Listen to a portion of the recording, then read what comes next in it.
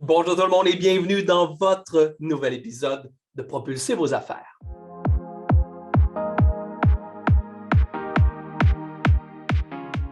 Cette semaine, on reçoit un homme engagé et inspirant. Son moteur d'action, faire une différence auprès de ceux qui veulent faire une différence pour faire une différence. C'est un leader charismatique, un homme coloré, mais surtout intègre, qui consacre maintenant son temps et son expertise à aider les autres à communiquer avec impact et à exercer un leadership mobilisateur. Il est coach, conférencier, formateur et il a atteint 6 fois la plus haute distinction éducative au sein de l'organisation internationale Toastmasters. C'est avec un grand bonheur que j'accueille mon ami et collègue Raymond Brisebois. Raymond, comment vas-tu? Super bien, Vincent. Merci. Merci de l'invitation, puis merci de m'offrir cette opportunité-là d'être avec toi. J'adore toujours nos conversations, puis en particulier celles qu'on va avoir aujourd'hui. Bien, merci de venir te présenter à mon micro et qu'on prenne le temps effectivement d'échanger ensemble et qu'on parle de toi un tout petit peu, de ton expertise. Parce que quand je préparais l'entrevue, évidemment, bon, on se connaît, mais bon, j'ai constaté quand même que tu avais plusieurs années, ce qu'on dirait derrière la cravate, c'est-à-dire plus de 35 ans d'expérience, dont plusieurs au sein de l'Organisation internationale des Toastmasters. J'aimerais ça qu'on prenne le temps, pour mettre la table, de bien connaître Raymond Brisebois. C'est quoi ton parcours? Bien, mon parcours, ça m'a pris du temps, Vincent, à l'identifier dû à une enfance, bon, comme peut-être beaucoup d'entre nous, un peu rock'n'roll, là, difficile. Alors, j'ai commencé dans la vente très jeune, à l'âge de 20, 21 ans environ. Et j'ai découvert que j'aimais ça parler, j'aimais ça communiquer, j'aimais ça. C'est avec le temps, là, tu sais, j'aimais ça solutionner des problèmes. En parallèle à ma carrière dans la vente, en fait, dans la vente, j'ai fait, bon, toi et moi, on l'est encore, là, parce qu'on ne réalise pas que même si on s'en va dans un milieu là, de coaching, formation, conférence, on est encore dans la vente. Mais je dirais de façon formelle, corporative, là, ce qu'on appelle la vente B2B. J'ai fait ça jusqu'en 2009. Et j'ai été dans les premiers, ben, pas moi, là, mais dans l'environnement où j'étais avec une compagnie, qu'on était dans les premiers à vendre les fameux téléphones cellulaires. Oh! Si tu te rappelles, dans les années fin 89-90 environ, là, les deux gros réseaux cellulaires à l'époque étaient Cantel, qui est devenu Rogers, et Bell Cellulaire, qui était après ça enveloppé sous la bannière Bell. C'était les deux seuls réseaux et un téléphone cellulaire coûtait 4 000 à l'époque. C'est une autre époque. Fait que j'ai fait une vingtaine d'années dans le monde des télécoms de façon beaucoup plus élargie, si on veut, là, pas juste les téléphones cellulaires. À l'époque, c'était la pagette. On ne se servait pas beaucoup de notre téléphone cellulaire parce que ça coûtait trop cher. Alors, peut-être de tes auditeurs qui ne connaissent pas ça, les cabines téléphoniques. Moi, j'avais une grosse pile de 25 sous dans mon auto parce que quand je me faisais pager, pour employer l'expression, mais je devais arrêter mon auto à une cabine téléphonique pour rappeler au bureau pour dire oui, Raymond, il faudrait que tu rappelles M. Tremblay. OK, parfait, merci, je vais le rappeler tantôt. Juste arrêter, Raymond, parce qu'il y a peut-être des auditeurs qui n'ont aucune idée c'est quoi une pagette. Oui, il va falloir mettre des images, peut-être. Ça traduit un peu notre âge et ça trahit notre âge un peu. Une pagette, c'était tout simplement un petit appareil qui faisait en sorte qu'on appelait sur la pagette et ça faisait un petit bip qui disait de rappeler à tel endroit. Donc, juste pour mettre en contexte nos auditeurs et peut-être certaines personnes qui n'ont pas notre sagesse. Ouais. Et alors, en parallèle de ma carrière, si on veut, que je vais appeler corporative, ben, j'ai découvert le coaching en accompagnant mon fils à l'époque. Là, puis ça, on parle de mon fils a 34 ans aujourd'hui, puis il y avait 9-10 ans. Là. Accompagné au hockey, puis là, souvent, on a besoin de bénévoles. Puis là, ben, j'ai commencé à coacher les petits pits. Puis là, je me suis découvert comme une passion. Je me suis découvert que les petits pits, c'était peut-être trop jeune pour moi. J'avais un style de leadership où j'étais plus, comment dire, dans ta face, là, plus un peu directif. Ouais. Et là, on m'a demandé j'ai demandé à l'organisation de hockey mineur à l'époque, c'était à Sainte-Thérèse, de me donner, si possible, des plus vieux. On m'a donné un club junior à l'époque. Ça n'a pas duré pour différentes raisons là, politiques dans cette organisation-là. Sauf qu'après ça, j'ai eu l'opportunité dans une autre organisation à Boucherville où j'ai fait 10 ans de hockey midget 2A. C'est des 16-17 ans à un niveau quand même assez élite. Et on m'a supporté beaucoup là, dans toutes les certifications que j'avais besoin de passer, les accréditations et tout ça. Et je me suis découvert vraiment, c'était comme une drogue. Là. Euh, la drogue, c'est pas seulement d'être à l'aréna presque 12 mois par année, mais c'est aussi tout ce qui est le coaching, le leadership, la psychologie sportive, la préparation mentale et tout ça. Fait que ça a vraiment été une école pour moi parce que moi, quoique j'étais bon à l'école, j'ai quitté l'école très jeune dû à ma situation familiale. Sauf que j'aimais ça apprendre quand même. Même à ce jour, à 59 ans, j'aime encore apprendre. Pardonne-moi l'expression, là, un freak là, de tout ce qui est apprendre, apprentissage et ainsi de suite. Alors ça, c'est le deuxième volet. Et en parallèle à ça, un troisième volet, c'est que je fais du bénévolat depuis l'âge de 15 ans. Ça a commencé par suivre mon père dans les loisirs, les danses, les clubs optimistes, les ci, les ça. Et vraiment, quand je suis devenu un adulte, ben, j'ai pris ma propre décision personnelle de continuer à servir, de continuer à faire ça. Et ça m'a amené à occuper des fonctions de leadership, de président d'organisme. J'ai fondé toutes sortes d'organismes à but non lucratif. Tu as parlé tantôt de mon parcours Toastmasters et c'est arrivé en 2003 où je savais que j'aimais communiquer, mais je n'étais pas sûr si j'avais la bonne structure, si je savais comment passer des messages de façon efficace, si on veut, d'avoir plus d'impact. Ce que je ne savais pas en adhérant à cette organisation-là en 2003, c'est que Toastmasters, c'est d'abord et avant tout une organisation de leadership qui est vraiment la sauce secrète, si on veut. Oui, tu deviens un bon communicateur, une bonne communicatrice chez Toastmasters, sauf que ça se fait grâce à une recette secrète qui est le leadership. Alors, fait que tout ça mis ensemble. Mon parcours bénévole, service, leadership, Toastmasters surtout, mon parcours dans la vente et le service à la clientèle et mon parcours de coach est venu créer comme une, si on veut, là, une potion magique, là, une recette là, qui a fait une synergie, qui a fait en sorte que ben moi, là, je veux être à mon compte, je veux servir, je veux aider les gens. Et ce que je me suis aperçu, puis ça a pris bien du temps. Là. Faites pas comme moi. Là. Prenez-vous un coach ou un mentor pour trouver vraiment, si on veut, votre voie. J'aime bien les paroles de Mark Twain qui disait les 2 journées les plus significatives de ta vie, c'est la journée de ta naissance, bien sûr, et la journée où tu découvres pourquoi tu es né. Exact. Moi, ça m'a pris, je te dirais, un bon 40 quelques années là, pour trouver pourquoi je suis né. Et là, c'est là que, tu sais, plus tu étudies sur le leadership, plus tes boss deviennent pas bons. Ils se creusent un écart. Alors, plus que toi, personnellement, tu étudies sur le leadership, plus tes patrons te regardent, tu dis, oh boy.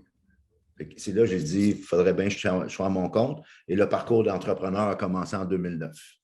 Donc, si je comprends bien, ça a été tout simplement une succession de formations, d'événements, de formations qui a fait en sorte qu'il y a été cet élément déclencheur-là qui t'a amené au métier que tu exerces aujourd'hui. Et ce, comme tu dis, depuis 2009, donc plus de 10 ans que tu exerces ce métier-là. Oui. Bon. Aujourd'hui, si je comprends bien, tu as utilisé beaucoup ces mots-là dans ta présentation. Tu parles de leadership et tu parles de communication. Mais tu parles d'un leadership mobilisateur. Qu'est-ce que tu entends exactement par un leadership mobilisateur? C'est une bonne question, Vincent. Je dirais, prenons l'actualité, la crise actuelle qu'on vit depuis tout près de 2 ans. J'ai réalisé une chose. Sa planète, là. Dans le fond, là, ce n'est pas une crise sanitaire que l'on vit. Ce n'est pas une crise économique non plus. Ce n'est pas une crise, mettons, climatique. Oui, toutes ces crises-là existent, sauf qu'elles ont été créées par une crise beaucoup plus insidieuse, beaucoup plus inconsciente pour beaucoup de gens, et c'est une crise de leadership. OK, explique-toi. Bien, tous les problèmes qui sont pas... Premièrement, on associe beaucoup le leadership à un titre. On associe beaucoup le leadership à quelqu'un qui doit diriger une équipe. Alors, je vais devoir travailler mon leadership parce que là, le patron m'a promu à une équipe de 10 personnes. C'est parce que tu aurais dû le faire avant, mon petit pit, parce que le leadership, ça commence par soi-même. Et je te dirais, quand COVID est arrivé en mars 2020, en fait, j'étais même dans une conférence où le 12 mars environ, j'étais à Toronto. On attendait 60 personnes, 60 entrepreneurs francophones de la région de Toronto. Je devais prononcer une conférence là. Il est venu 3 personnes. Puis je vais te dire, je me demandais, c'est quoi le problème, là? Moi, je n'étais pas conscient, là, et on commence tout, quand il y a des crises, on commence tout un peu là, dans le déni. Tout à fait. Alors, j'ai dû me réinventer, j'ai dû, comme ben, puis sûrement toi aussi, tous ceux, beaucoup d'entrepreneurs et aussi de communicateurs comme toi et moi, on a dû se réinventer. Et c'est là que j'ai amené, comment dire, j'aime pas dire expertise, parce que j'ai réalisé que le leadership, ce n'est pas une expertise, c'est un apprentissage constant. C'est vrai, tu as raison. C'est une capacité d'influence. C'est ça. Et ça évolue tout le temps. Ouais. Et où ça a évolué chez moi, puis dans ma pratique, si on veut, d'aider les gens à devenir de meilleurs leaders, c'est que depuis 2 ans, je le fais beaucoup plus au niveau personnel. Okay. Oui, j'ai quelques entrepreneurs avec lesquels je travaille, qui ont des équipes à diriger, ils ont des collaborateurs, tout ça. C'est sûr, on va travailler le leadership. Mobilisateur, bien, mobiliser dit faire, comment dire, voir, être capable de vendre une vision, une mission, un pourquoi à une équipe pour que ces gens-là adhèrent à ça et que tous ensemble, avec nos différences, on pousse dans la même direction. On s'en aille dans la même direction. Donc, ce que tu dis, c'est que pour toi, un leadership mobilisateur, c'est une influence, mais également une capacité de réunir des gens autour de soi. Donc, d'être capable de réunir des gens qui partagent à quelque part, des fois, certaines valeurs, une vision commune ou une mission commune, et que tout le monde, on pourrait dire, rame dans le même sens. C'est un peu l'expression ou la définition plutôt d'un leadership mobilisateur pour toi. Tu as très bien résumé ça, même que je te raconterai une anecdote. Avant COVID, je faisais des formations en entreprise, justement. Je faisais des formations sur, j'enroulais 2 principalement, là. Comment être un intrapreneur, c'est-à-dire tu travailles à l'intérieur d'une boîte, tu as un salaire aux 2 semaines, tu as une sécurité d'emploi, sauf qu'entre les 2 oreilles, tu te comportes comme un entrepreneur. Et je faisais la fameuse formation sur je l'appelais communication mobilisatrice. Dans le fond, ça me permettait de parler de leadership, de travail d'équipe et ainsi de suite. Presque à chaque fois, quand je faisais cette formation-là, il y a quelqu'un qui démissionnait. Tellement que maintenant, quand je faisais une proposition et que je préparais, si on veut, un client à ma présence à une journée de formation, je disais, es-tu prête à ça? Parce que tu es mieux d'avoir, parce qu'on faisait l'exercice d'identifier c'est quoi les valeurs de l'entrepreneur, du propriétaire de l'entreprise ou du patron. Après ça, les valeurs, parce que les valeurs de l'entreprise ne seront pas bien différentes des valeurs du big boss. Là, exactement. Après ça, ben, l'individu, l'employé, l'entrepreneur faisait la même chose. Puis là, il s'apercevait, hey, moi, je ne fais pas ici. Là. C'est sûr que ce n'est peut-être pas nécessairement le meilleur outil de vente, mais en même temps, avoir des employés qui ne partagent pas nos valeurs, ben, c'est pas nécessairement ce qui crée un environnement très agréable, admettons. Effectivement. Donc, on parle de leadership mobilisateur, mais en même temps, on parle de communication d'impact. C'est quoi l'importance d'une communication d'impact? Ben, autant au personnel que dans le monde des affaires. En quoi la communication d'impact vient jouer un rôle dans notre leadership, par exemple? Bien, la communication d'impact, dans le fond, c'est le résultat d'un autre processus qui a commencé avant. Okay. Revenons encore à l'actualité, à la crise qu'on vit présentement. Ça avait déjà commencé avant de toute façon. Là. La crise a juste exacerbé une réalité. C'est que, bon, premièrement, on vit dans un monde très bruyant. Ouais. Souvent, les entrepreneurs ou ceux qui veulent influencer vont juste faire du bruit par-dessus du bruit, puis le message ne passe pas. Pour que la communication ait un impact, ce que ça prend, c'est juste avant gagner la confiance. On a une grosse crise de confiance. Tu sais, tu regardes au final, là, puis on ne commencera pas le débat, là, mais mettons là, les règles sanitaires. Là. Ceux qui veulent les suivre, puis ceux qui ne veulent pas les suivre, souvent, c'est une question de confiance Correct. envers les institutions, envers les gouvernements, envers ci, envers ça. Envers le vaccin. Ben oui. Alors, ceux qui veulent adhérer à... Parce qu'on oublie souvent que quand tu fais une vente, ou quand on dit vente, là, je généralise autant par passer des idées, faire avancer un projet, un concept, une idée, peu importe. Je prends tout le temps la phrase, moi, de feu Jean-Marc Chaput, que vivre, c'est vendre. Hein? Oui, Exactement. on a une vente commerciale à faire, mais à tous les Toujours. jours, on vend une idée, un projet, quoi que ce soit. Donc, on partage le même point de vue là-dessus. Et l'ingrédient qu'on a besoin, ben, c'est la confiance. Oui. Et là, depuis quelques années, en particulier, ce que la crise a exacerbé, c'est une crise de confiance. Alors, si on revient à ta question initiale, communication d'impact, juste avant, ça prend la confiance, puis la confiance ne vient pas toute seule, fait que juste avant, ça prend une relation. Exact. Développer une relation, montrer que tu es là pour les bonnes raisons. Moi, je ne suis pas capable, quand quelqu'un vient me chercher, je suis très, très, très présent sur les médias sociaux, puis sans même me demander comment ça va, on met un lien vers un site web ou une page de capture. Tout de suite, je ne vais même pas voir. Pourtant, je suis curieux de nature, là, mais tout de suite, j'efface le message, je ne vais pas voir. Tu sais, c'est comme, commence par développer la relation, montrer que tu es là pour les bonnes raisons puis que tu veux faire une différence dans la vie des gens.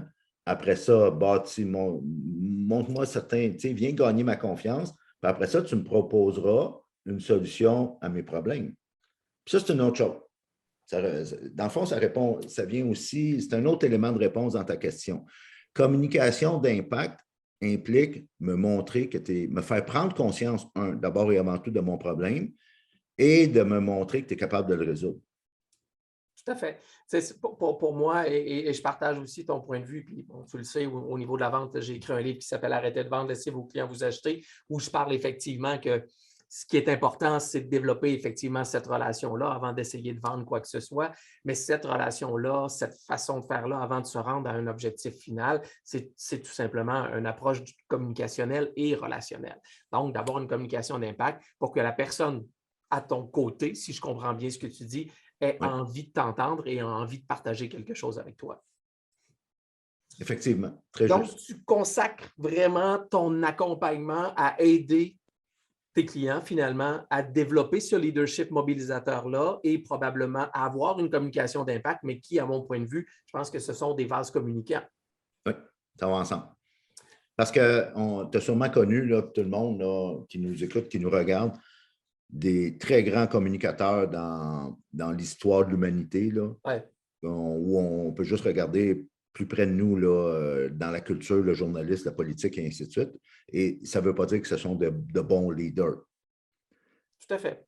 À l'inverse, tous les grands leaders de ce monde qui ont fait une différence, qui ont changé des choses, qui ont inspiré, étaient de bons communicateurs. C'est vrai, je n'avais jamais vu cet angle-là, mais très intéressant.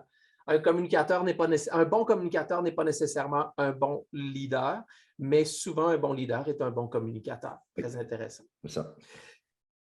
Dans l'introduction, j'ai présenté ta raison d'être, ta mission que j'ai envie de répéter parce que je la trouve extraordinaire et en même temps colorée, c'est-à-dire faire une différence auprès de ceux qui veulent faire une différence pour faire une différence. Donc, comment ça se vit au quotidien, cette mission-là de ton côté? Bien, premièrement, ça m'a pris beaucoup de temps à la trouver et c'est, il y a peut-être quelques années, beaucoup de gens connaissent, puis probablement toi, Simon Sinek, avec son fameux Trouvez votre pourquoi. Ouais. Les gens n'achètent pas ce que vous faites, ils vont plutôt acheter pourquoi tu le fais. Tout à fait. Et j'aime pas, comment dire, en vieillissant, tu sais, j'avais fait 30 ans de vente corporative avec beaucoup ce qu'on appelait à l'époque du cold call, cogner aux portes, vivre avec le rejet, te faire virer de bord, te faire dire non et tout ça. Et là, quand j'ai commencé en 2009, ma carrière, si on veut, coach, conférencier, formateur, je suis tombé dans le piège de penser que je n'avais plus besoin de vendre.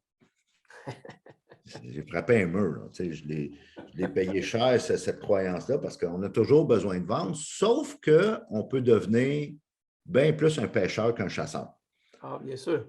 Parce que quand tu chasses, bien, à un moment donné, c'est essoufflant, tandis que quand tu pêches, bien, ta proie, ton client ou la personne avec qui que tu veux aider vient à toi. Puis quand je l'ai trouvé, ce pourquoi-là, cette raison d'être-là, ça a changé ma vie drastiquement. C'est que je me lève le matin, un, je sais pourquoi je me lève. Deux, je sais qu'est-ce que ça fait dans la vie des gens, le fait que je me sois levé. Puis je te dis ça bien humblement, là. Tout à Parce fait. que c'est pas tout le monde qui a besoin que je les aide. C'est pas tout le monde qui a besoin de mon pourquoi, si on veut, de ma raison d'être. Sauf qu'il y en a assez que je ne manque pas d'ouvrage. Et c'est là que je suis devenu beaucoup plus un pêcheur qu'un chasseur. Et mes revenus, avant COVID, doublaient à chaque année, sans Wow. forcer. Bon, COVID a un peu ralenti cette croissance-là, sauf que je vis quand même assez bien en dépit de COVID. J'ai juste eu à me réinventer un peu. Puis je te dirais, j'ai maintenu quand même, pas une croissance exponentielle, mais une belle croissance quand même qui fait que je ne suis pas à plaindre, là, dans le sens que il y en a des pires que moi. Donc, est-ce que tu dirais que ce qui t'a permis effectivement d'enclencher ta croissance, c'était la reconnaissance de ta raison d'être et de ta mission? Tout à fait, 300%. Et je me permets un point, et c'est ce que je dis très régulièrement lorsque j'accompagne moi également certains entrepreneurs, ou même des travailleurs autonomes, ou même des professionnels.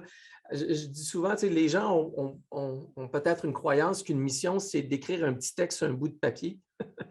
Mais c'est tellement plus que ça. C'est vraiment Ah cette oui. connexion-là, cette vérité-là, cette authenticité-là qui fait en sorte que, comme tu mentionnais tout à l'heure, sans mène, sans nec, les gens n'achètent pas ce que l'on fait. Je dis Ouais. souvent, les gens n'achètent pas nos produits et services. À la base, les produits et services, Ça. ils s'en foutent un tout petit peu. Ils cherchent qu'est-ce que les produits et services vont leur apporter et pourquoi on le fait. Ouais. Donc, à ce moment-là, ça vient amener plus de sens et plus de cohérence dans nos affaires. Et tu en es un exemple concret qui t'a permis à ce moment-là de lancer et de propulser tes affaires. Donc, Et j'ai réalisé beaucoup l'importance de ça parce que j'ai développé un nouveau marché depuis 2018.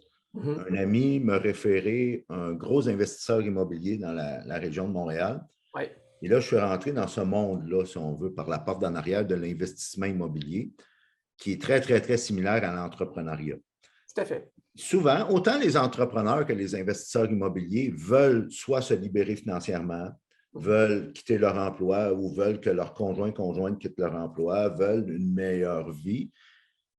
Ils voient un véhicule possible que ça pourrait me permettre de, sauf qu'ils ne savent pas par où commencer. Et ils vont, souvent, je vais rencontrer des entrepreneurs ou des investisseurs qui ont beaucoup de drive, là, beaucoup de passion, beaucoup de motivation, sauf qu'ils sont capables de grimper les échelons, si on fait l'image, mais ils s'aperçoivent que des fois, l'échelle est sur le mauvais mur. Oh, c'est beau. Là, tu as grimpé les échelons, puis tu te dis, oups, finalement, c'est pas ça que je veux. Puis là, tu redescends l'échelle, puis là, tu poses ton échelle sur un autre mur en souhaitant que celle-là devrait peut-être fonctionner. Définir ton pourquoi, définir ta raison d'être, ça permet de poser l'échelle sur le bon mur. J'adore l'image. Je la trouve vraiment très, très, très puissante. Être en mesure de définir sa mission, et je ne fais que répéter ce que tu as dit, définir sa mission, c'est de s'assurer que notre échelle est sur un bon mur. J'adore, vraiment, j'adore. Ce qui est venu complémenter cette réflexion-là, c'est un bon ami à Linda et à moi, qui est un ancien général, un général de l'armée canadienne à la retraite. Il parlait du principe de l'arc de tir. L'arc de tir, c'est quand tu es au combat, en situation de combat. Puis lui, il a fait la Bosnie, puis il s'est promené partout à travers la planète. Le gars a 70 ans passés maintenant. Il disait, on va placer un soldat, mettons, avec une mitraillette ou son fusil à un endroit. Puis on va lui dire, tu vois la maison qui est là-bas, là, avec le toit rouge, et l'autre de l'autre côté qui a le toit bleu. Entre ça et ça, quoi que tu vois, tu n'as même pas besoin de nous demander la permission au walkie-talkie. Là. Tu fais ce que tu as à faire, tu tires. Tu as permission. Toutefois, à l'extérieur de ça, n'importe quoi que tu vois, touche pas, peu importe. Ça se peut que nous, on s'en occupe et ça se peut que tu aies un de tes collègues, un de tes amis qui est là, puis tu pourrais le blesser. C'est ce qu'on appelle l'arc de tir. Moi, avec l'âge, je deviens un peu paresseux. Puis le fait d'avoir un arc de tir me permet de me concentrer juste sur les projets qui me nourrissent.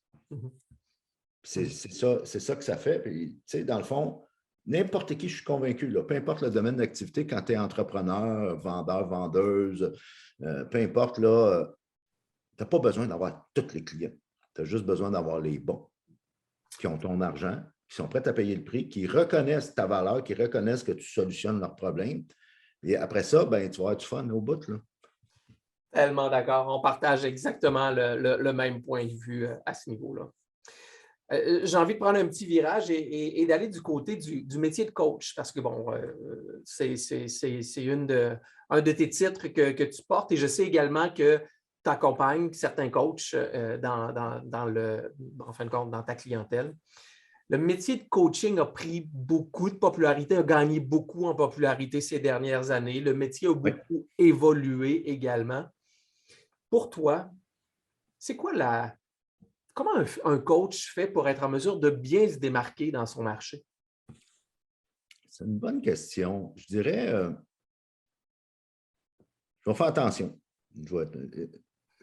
Toutes les certifications, les formations, tout ça peuvent être nécessaires. Parfait. Sauf que trop souvent, ces gens-là vont mettre l'accent sur leur certification. Puis le client, j'ai réalisé avec le temps que le client ne te paye pas pour ça. Mhm. Il paye pour les résultats. Mhm. Fait que ça revient à ce qu'on disait tantôt. C'est quoi le problème? Tout à fait. Souvent, il y a des kids, là, des 22, 23, 25, 30 ans qui vont venir à moi, puis ils vont dire, j'aimerais ça devenir conférencier. La première question que je leur pose, c'est quoi le problème? Ils disent, ben, qu'est-ce que tu veux dire? OK, je sais, c'est sexy le stage, là. Puis même le stage virtuel, là, faire des Facebook Live, des podcasts, des blogs, du YouTube, peu importe le stage, qu'il soit virtuel ou en présentiel, c'est sexy, c'est le fun. Mais c'est quoi le problème? Quoi le problème que tu veux résoudre? Alors, le coach, ben, il est capable de faire, bon, premièrement, ce qu'il va faire, c'est il est capable de voir les angles morts. Tout à fait. Souvent, tu sais, tu regardes, mettons, je ne sais pas moi, Tiger Woods au golf. Si Tiger Woods au golf joue au golf, même sur une patte contre son coach, il va battre son coach. Mhm. Fait que le coach n'est pas meilleur qu'un autre. Il voit juste des choses que peut-être le client ne voit pas parce qu'il a le nez collé sur la réalité. L'approche que moi, je trouve qui fonctionne de nos jours, c'est une approche hybride, si on veut, de coaching-mentorat. Parce que le vrai coach, le pur 100% coach, il ne parle pas bien. Je suis Il y a d'accord. des protocoles, il y a des processus, il y a des questionnaires, puis il fait parler le client. Et le coach va être en charge du processus, puis le client est en charge du résultat. Ce que je me suis aperçu, c'est que le client aime ça aussi se faire, comment dire, aime ça recevoir un peu de mentorat, un peu de toi, comment tu ferais quand tu sais. Et c'est là que j'aime bien l'approche hybride où, oui, de temps en temps, je vais faire réfléchir le client, faire cette introspection-là, le faire travailler sur lui pour qu'il puisse trouver les réponses lui-même. Puis je vais juste comme être un facilitateur là-dedans. Et il y a aussi des moments donnés où ce que je vais être plus le mentor, où ce que je vais lui partager mon expérience. Tout à fait. Moi, j'appelle, et c'est comme ça que je me définis également, j'appelle ce rôle-là un accompagnateur, pour moi, C'est ça. avantage, un C'est bon. accompagnateur, parce Oui. que je considère effectivement que le coaching a une expertise, une spécialité différente. Le consultant a une expertise et une façon de faire qui est différente. Mais par moment, ben, le mix entre les deux, ce que je pourrais définir de mon côté, serait à ce moment-là un accompagnateur. Effectivement, bien dit. Donc, pour toi-même, bon, on le sait toi-même, on dit coach parce que c'est dans l'univers collectif, c'est plus évident, mais mettons que tu es un accompagnateur, un coach, un mentor, tu accompagnes déjà des coachs, des conférenciers, des entrepreneurs, tu l'as dit tout à l'heure, certains entrepreneurs immobiliers. Et avec ton expertise depuis plusieurs années, quelle serait selon toi l'erreur à ne pas faire pour saboter une carrière ou pour prendre un mauvais chemin? Est-ce qu'il y a une seule, il y en a plusieurs erreurs qu'on peut faire, mais laquelle, selon toi, est la plus importante à éviter? Moi, je dirais, très bonne question. Merci pour ta question parce que ça nous amène à plus de profondeur, si on veut, là, dans cette réflexion-là. Ce que je constate, c'est que j'ai réalisé que le succès, souvent, c'est bien plus une question de soustraction que d'addition. Oh, intéressant. Qu'est-ce que tu veux dire par là? Bien, j'ai réalisé avec le temps, puis ça m'a pris du temps, là. que ce qui nous ralentit vers notre objectif ultime, quand tu le connais. Déjà là, il y a un autre élément, c'est que les gens font beaucoup de planification court terme. C'est comme là, dernièrement, là, à peu près un mois, l'année passe vite déjà, on est en février, là, mais ils ont fait leur planification 2022. Et l'erreur, c'est que souvent, ce n'est pas basé sur quelque chose de plus long terme. Je suis d'accord avec toi. Tout le temps, joue aux cartes et aux échecs en même temps. Quand tu joues aux échecs, tu dois penser 10 coups à l'avance. Ça, c'est ton plan à 5 ans, 10 ans, 20 ans, tout dépendant de ton âge. Et après ça, ben, prends ton jeu de cartes, comme dans le temps quand on jouait avec des vraies cartes, puis regarde la main que tu as là aujourd'hui. Joue ta main avec ce que tu as, les ressources que tu as. Et en fonction et en fonction de ta vision. C'est ça. C'est souvent ce que je dis, c'est de connaître la destination finale qui va avoir un impact sur tes décisions aujourd'hui. C'est ça. Alors, si je reviens à ta question, l'erreur, puis je vais me risquer à cette réponse-là, si je dois faire un choix d'une réponse, d'une chose, d'un comportement, c'est que souvent, ce qui nous ralentit vers ce plan-là, moi, personnellement, je l'appelle mon plan divin. Ce ne sont pas les obstacles, mais ce sont plutôt des chemins trop faciles vers des objectifs moindres. Oh, j'adore ça. J'adore ça. Et c'est là que je dis que le succès, c'est souvent une question de soustraction. Il faut que tu soustresses. Oui. Donc, il faut prendre le temps de soustraire certaines choses de notre plan de match pour s'assurer de se concentrer sur le plus important qui va nous amener à notre vision finale. C'est un peu exactement. Quand d'abord et avant tout, tu l'as identifié, cette vision ultime-là. Tu as abordé le mot succès. Je trouve toujours intéressant de poser cette question-là. Pour toi, c'est quoi la définition du succès ou de la réussite? Je dirais, chacun a sa réponse. La mienne, c'est d'être capable de vivre mon why, mon pourquoi. Effectivement, je suis d'accord avec toi. Je pense que le succès et la réussite, c'est propre à chacun. Chacun a son propre volet. Et dans ton cas, je pense que c'est cohérent en fonction de ta raison d'être.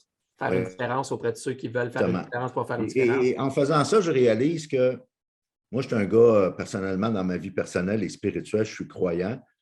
J'essaie de faire en sorte que quand je vais me présenter à la fin de mes jours devant le Big Boss, je vais pouvoir lui dire, c'est sûr, je n'ai pas été parfait, sauf que j'ai utilisé le plus possible tous les talents que tu m'as donnés. C'est bon. Puis ma façon de faire ça, c'est de vivre mon pourquoi, de vivre mon why. Puis ça, j'ai réalisé ça quand j'ai été capable de faire la différence entre bonheur et sentiment d'accomplissement. OK. C'est quoi la différence entre bonheur et le bonheur, c'est, admettons que tantôt au lunch, tu as le goût d'une bonne poutine. Là. Parce que ça fait longtemps que tu n'en as pas mangé une, puis tu as le goût, là, tu dis, moi, tricher, là, puis là, je m'en paye une bonne. Si tu réussis à faire ça, tu vas vivre un moment de bonheur. OK. Et c'est ponctuel. Oui. Tu vas vivre un high, mais après ça, tu vas revenir. Tu vas peut-être même avoir mal au ventre. Il y a des conséquences. Oui. Tandis que le sentiment, ce qu'on appelle en anglais purpose, le sentiment de réalisation est beaucoup plus soutenu. Tu n'es pas au plafond, mais tu n'es pas down non plus, tu es juste à la bonne place. Un genre de sentiment d'épanouissement. Effectivement, c'est ça.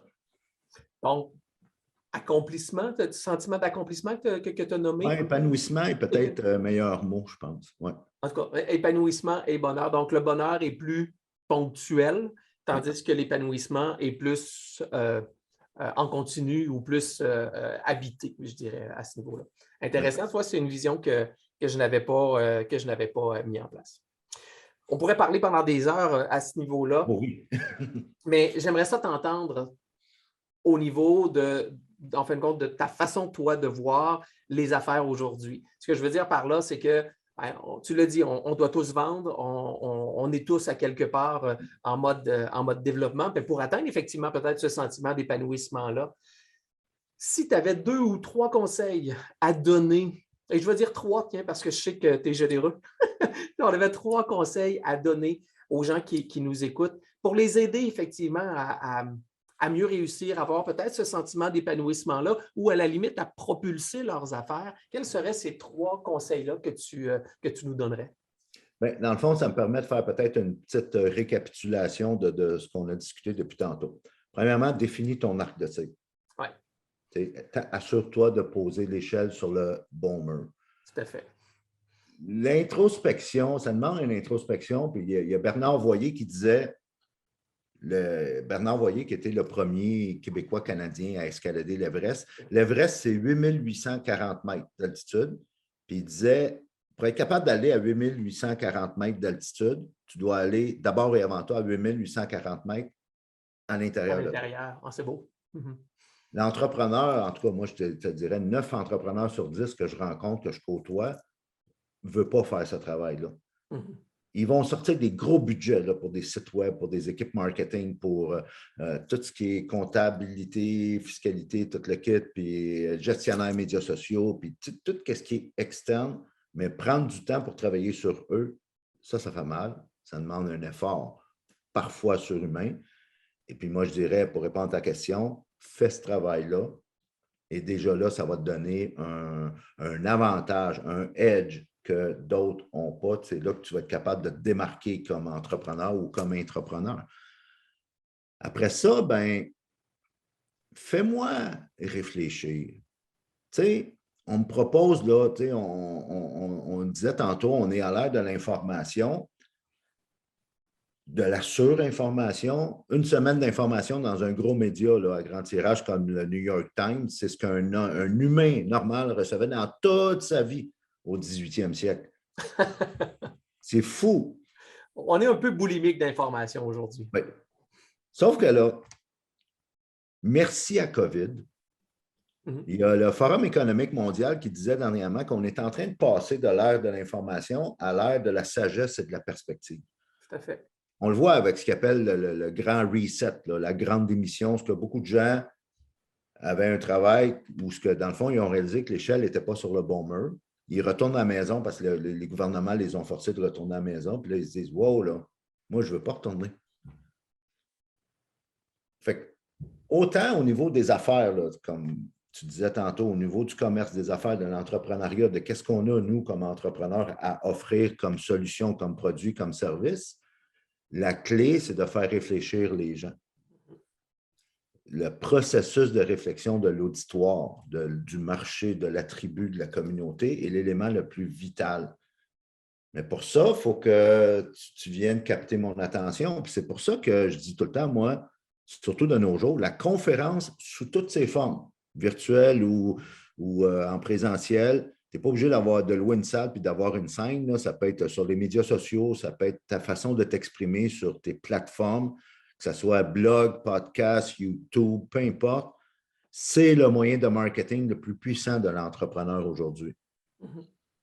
Parce que tu vas me faire réaliser un problème que j'ai, une problématique, et c'est là que tu vas pouvoir m'inspirer par ton histoire, comment tu pourrais m'aider à solutionner ce problème-là. C'est les fondations même d'une approche marketing, c'est-à-dire de piquer la curiosité, de susciter l'intérêt par effectivement en faisant réfléchir et après ça, créer le désir en disant, ben tu vois, tu as tel problème, moi je peux t'aider à le résoudre. Donc, c'est un peu un genre de processus attractif et marketing. Oui. Là, tu rendu à 2, là? Oui, on est rendu à 2. La première, c'est-à-dire mettre ton échelle sur le bon mur, c'est-à-dire de revenir véritablement en toi, l'introspection, bref, trouver ton why. C'est un peu ce que tu disais. Oui. Le deuxième, tu dis, ben, faire réfléchir, s'assurer que ben, on donne plus de perspectives, être moins boulimique d'informations, mais plus à ce moment-là, faire réfléchir et se concentrer davantage sur, moi, ce que j'appelle les motivations profondes de ton client en mode soit problème ou soit aspiration. Donc, les 2 points. Donc, échelle, 2, faire réfléchir. Troisième, tu dirais quoi? Raconte ton histoire. Tu sais, trop souvent, les entreprises, puis tu sais, c'est en lien avec les 2 autres, là, avec le 1 et le 2, c'est que oui, connais ton marché, oui, connais ton produit, tes spécifications, puis voici la façon qu'on a bâti tel bidule avec tel spec, telle technicalité, puis on le garantit 2 ans, puis avec ça, ben voici les normes. C'est tout correct, là. Sauf que ça, c'est très cerveau gauche.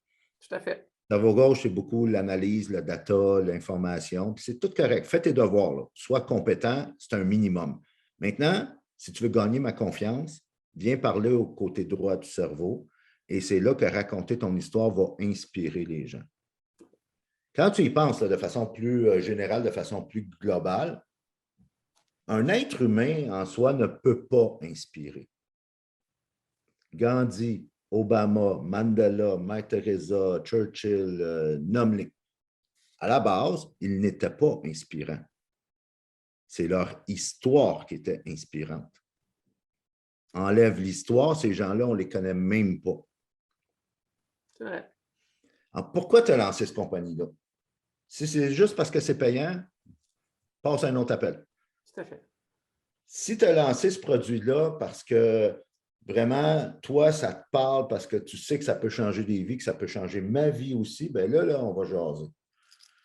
Et ce que je m'aperçois, c'est que, bon, beaucoup d'entrepreneurs sont experts dans leur domaine et c'est tant mieux. Tout à fait. Ce que j'essaie de faire avec eux ou de leur inspirer de faire, c'est passe d'expert à visionnaire. C'est-à-dire que tu vas me faire réfléchir sur des questions que Google ne peut pas répondre. J'adore ça. C'est rare. Bref, ce que tu es en train de dire, c'est que le côté raconte ton histoire est nécessaire pour, et je reviens à ta mission, ta raison d'être, faire une différence. Et voilà. Et voilà. Ça boucle bien la boucle. Alors, je répète les 3 conseils très importants. 1, mets ton échelle sur le bon mur. Donc, introspection, c'est quoi ton why, c'est quoi ton pourquoi, c'est quoi ta mission. Oui. Deuxièmement, fais réfléchir. Prends le temps d'aller poser des questions et mettre en place un angle ou une perspective différente que juste de vouloir partager du contenu. Et troisièmement, suite à cette réflexion-là, partage ton histoire, donc pour faire une différence auprès de ton auditoire, de tes clients, de tes collègues, de tes patrons, bref, auprès des gens qui sont autour de toi. Et voilà. Super intéressant. Vraiment très, très intéressant. Merci infiniment, Raymond. Si les gens veulent te rejoindre, site Internet, je te laisse nous le nommer. Le site Internet est en construction encore, il n'est pas encore lancé. Je peux quand même donner le lien, c'est grbleadership.com. Parfait. Donc, si vous tapez ça, ça va prendre peut-être quelques semaines encore avant qu'il soit lancé. Sinon, je fais beaucoup, je me fie beaucoup à mes médias sociaux, autant LinkedIn, Facebook, Instagram. Je suis pas mal public assez partout. Je suis très facile à trouver et à rejoindre. Oui, et je vous encouragerais à aller voir ces réseaux sociaux. Beaucoup de beaux petits partages et également toujours une approche, je disais en introduction, une approche colorée qui nous permet effectivement, comme tu le mentionnes, de réfléchir. Et ça, c'est vraiment très intéressant. Sur ce, merci infiniment d'avoir pris ce temps-là pour nous partager toute cette valeur-là. Un grand merci. Et pour vous, à la maison, je vous remercie sincèrement d'avoir été présent et je vous donne rendez-vous pour une prochaine émission de Propulser vos affaires. Ciao tout le monde. Merci Raymond et à bientôt.